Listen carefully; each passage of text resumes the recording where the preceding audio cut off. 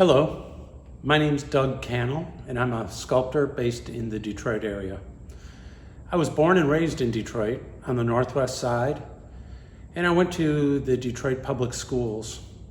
I went to Redford High School, where I was lucky enough to find a really good art department, including a well-equipped ceramics studio run by an amazing woman named Belle Banks.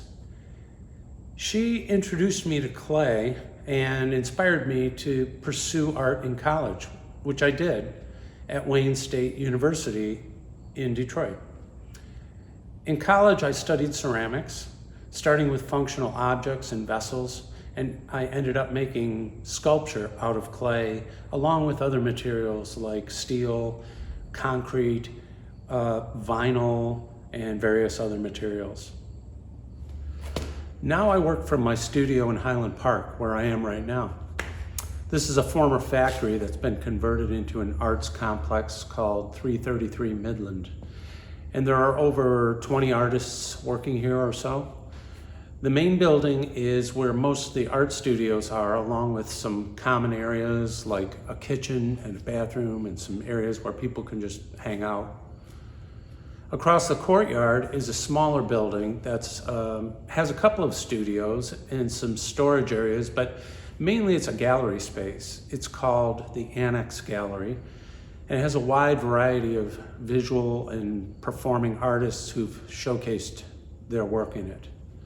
It's a beautiful space. It's got 2 levels with a mezzanine, and all the materials that were used to make it were originally here in this factory, so no new materials were brought in for that project.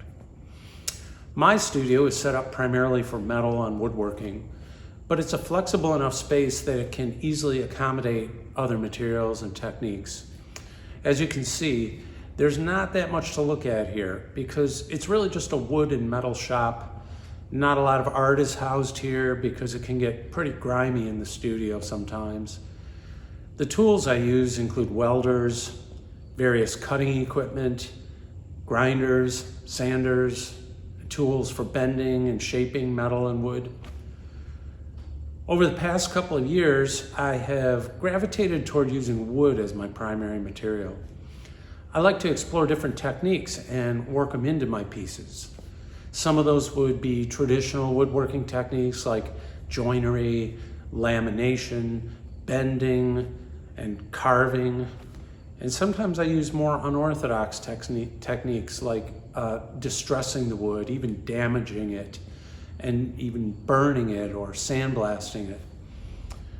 One thing I have tried to do with varying degrees of success is bending wood, usually using steam.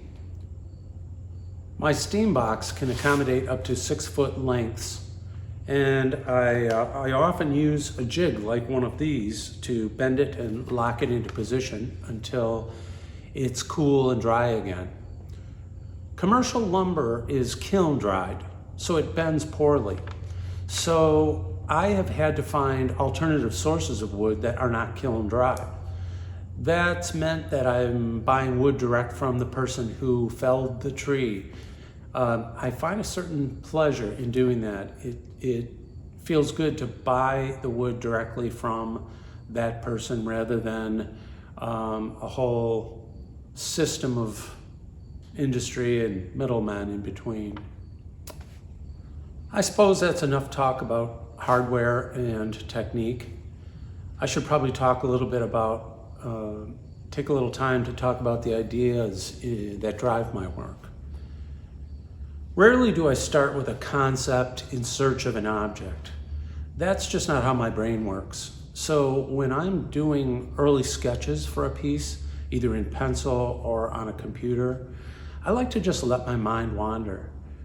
Often a particular material or technique may be the inspiration for a piece, but somewhere in the process of fabricating it, its narrative, if it even has one, becomes apparent to me. And at that point, I may adjust the piece to make that narrative more clear to people.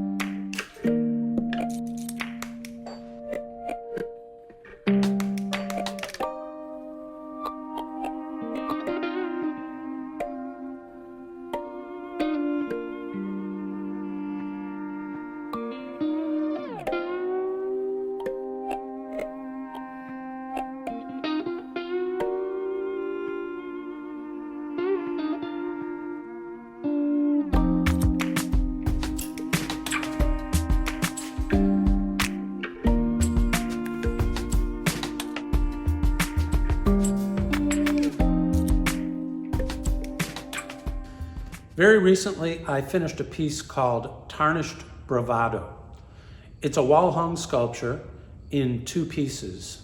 It's about 5 feet wide, and it's made of painted wood and leather.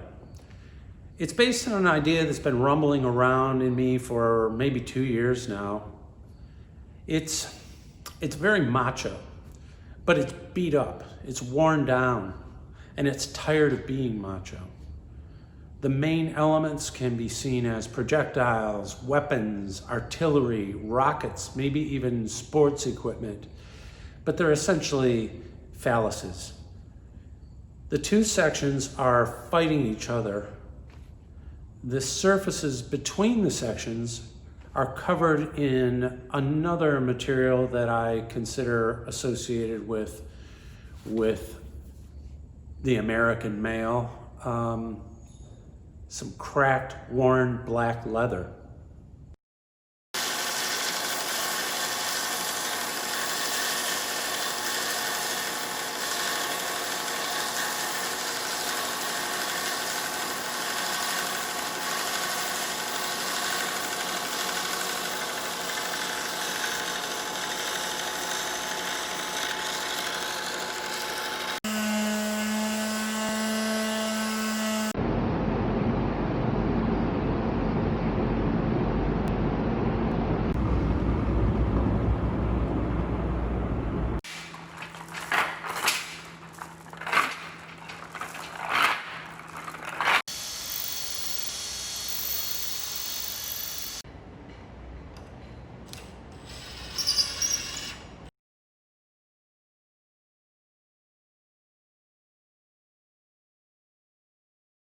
If a piece feels particularly successful to me, it might turn into a series or maybe just 1 or 2 other pieces.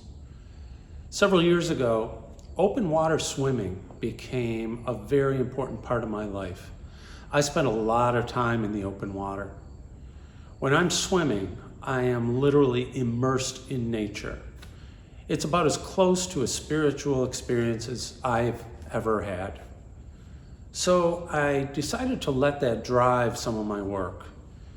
Usually my sculpture is entirely abstract, but in this work I use some recognizable, iconic imagery.